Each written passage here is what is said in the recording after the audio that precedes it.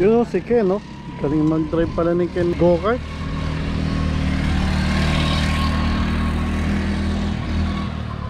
Galing pala ni Ken mag-go-kart eh.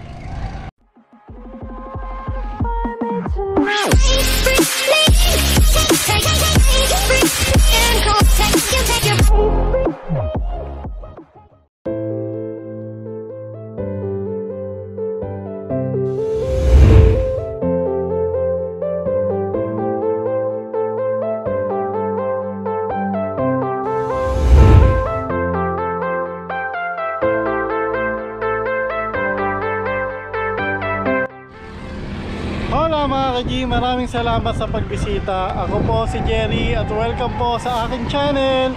Ngayong araw na to nandito ako sa may go-kart. Malapit lang daw to sa door namin. Hindi ko alam yung pinaka-exact kong lugar kasi sinama lang ako ni Ken.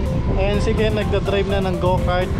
Siguro ilalagay ko na lang sa description yung address nito kung sakaling balak nyong umarkila ng go-kart or mag-try gumamit ng go-kart. Hindi naman siya ganun kalaki yan, pero yung mga lalo na sa mga beginner na kagaya ko at hindi pa nasusubukan mag go-kart, eh ito na yung pagkakataon nyo. Ayan yung mga go-kart nila, tapos ito yung truck nila. Yan, kung sakaling gusto nyo mag go-kart, kung magkakabarkada kayo, eh pwede kayo dito. Around nasa 300 NT yata ang parkila ng go-kart. Nasa 8 minutes yung pwede paglalaro ng go-kart na to. Lalo na sa mga beginner nga kagaya ko na hindi pa nakasubok gumamit ng go-kart. Ito yung pagkakataon nyo. Ayan, ang liit lang ng kart, ang liit lang ng truck nila, kaya madaling makabisado.